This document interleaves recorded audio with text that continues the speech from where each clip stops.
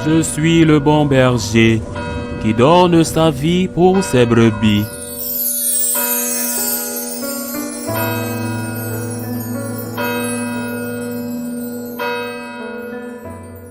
En ce temps-là, comme les disciples de Jean le Baptiste et les pharisiens jeûnaient, on vint demander à Jésus, pourquoi lorsque les disciples de Jean et les disciples des pharisiens jeûnent, tes disciples ne jeûnent-ils pas? Jésus leur répondit, les invités de la noce pourraient-ils jeûner pendant que l'époux est avec eux? Tant qu'ils ont l'époux avec eux, ils ne peuvent pas jeûner. Mais des jours viendront où l'époux leur sera enlevé. Alors ce jour-là, ils jeûneront. Personne ne raccommode un vieux vêtement avec une pièce d'étoffe neuve. Autrement, le morceau d'étoffe ajouté tire sur le vieux tissu et la déchirure s'agrandit. Ou encore, personne ne met du vin nouveau dans de vieilles outres. Car alors, le vin fera éclater les outres et l'on perd à la fois le vin et les outres. À vin nouveau, outre neuve. Acclamons la parole de Dieu. Le Seigneur est venu purifier, améliorer et transformer notre relation avec Dieu. Le judaïsme était une religion qui a engendré des saints, des martyrs comme les Maccabées, à l'instant des prophètes que le Seigneur, entre sa mort et sa résurrection, est allé sauver des enfers. Nous l'affirmons dans le credo. Il est descendu aux enfers pour sauver ceux qui y descendaient et d'être rachetés par son sang. Ce n'est pas une mauvaise religion, c'est une religion révélée par Dieu à Abraham. Puis vers les grandes figures comme Moïse par exemple, avec le décalogue des 10 commandements qui demeure un point de référence pour les âmes de conscience. Mais c'était une religion fondée avant tout sur la peur et parfois même la terreur comme une sorte de diversion. Le Christ n'est pas venu accroître la peur en nous, menaçant de châtiments inconnus, plus terribles encore que ceux que les Juifs redoutaient déjà. Le Christ est venu nous dire, Dieu, le Seigneur, le Tout-Puissant, le Juge, est notre Père. Il vous aime. Voilà le cœur de la révélation de Jésus. Dieu vous aime. Et vous devez avoir une relation comme celle de quelqu'un qui sait qu'il est aimé tel qu'il est, c'est-à-dire aimé avec ses péchés. Vous devez avoir la relation d'un enfant avec un bon père et par conséquent, vous devez avoir une relation d'amour pour amour même. Saint Jean de la Croix dira des siècles plus tard, là où il n'y a pas d'amour, mettez de l'amour et vous trouverez l'amour. Telle était la pédagogie de Jésus. Il n'y avait pas d'amour, il n'y avait que la peur. Mais là où l'amour est absent, semez l'amour. Le Christ a semé l'amour et attend d'être aimé. C'est le vin nouveau de l'Évangile. C'est la relation nouvelle que nous avons, que nous devons avoir avec Dieu.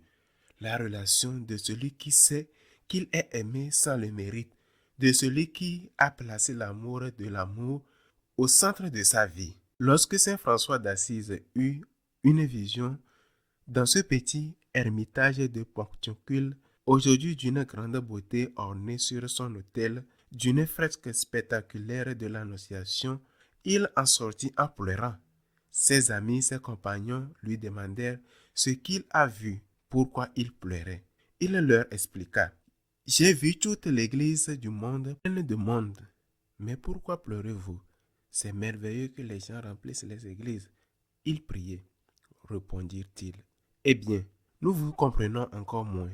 Une église pleine de gens qui prient, c'est merveilleux. Pourquoi pleurez-vous? C'est parce que chacun était allé à l'église pour demander, par son intérêt personnel, par peur. S'exclama-t-il, l'amour n'est pas aimé. Et c'était le but de la vie. Non seulement aimer, mais faire aimer l'amour. Aimer et faire aimer l'amour. Tel est le but des franciscains de Marie. Aimer et faire aimer l'amour. Enseigner comment aimer. Enseigner non seulement que Dieu est amour, mais aussi qu'il a le droit d'être aimé de vous, que vous ne méritez pas un amour si grand qu'il ait conduit celui qui nous a aimés à donner sa vie pour nous.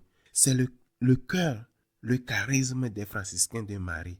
Enseigner que Dieu est amour, mais aussi enseigner la gratitude. non pas parce que nous le devrions par demande des choses, ni parce que nous ne devrions pas avoir de respect, avoir de révérence, non pas de terreur, mais de respect et de révérence envers Dieu.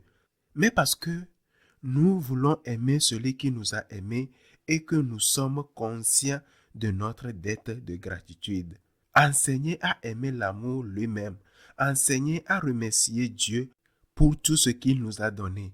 C'est un charisme reconnu par l'Église. C'est pourquoi en ces jours consacrés aux vocations, et alors que j'invite les jeunes à réfléchir à leur avenir, je souhaite aujourd'hui vous inviter à découvrir ce charisme de gratitude, à le comprendre pleinement, à vous demander si le désir d'aimer l'amour lui-même brûle en vous, non seulement de vous aimer vous-même, mais aussi d'effacer du visage du Christ les offenses causées par notre égoïsme, à pleurer comme Saint François lorsqu'il voyait que les gens ne s'adressaient à lui que pour lui demander des choses, ou qui ne s'adressaient plus à lui car ils ne se tournaient plus vers Dieu pour lui demander, pensant que tout devait leur être donné par l'État ou par la science ou par le progrès de la technologie, alors que, en réalité, ni l'État, ni la science et ni le progrès de la technologie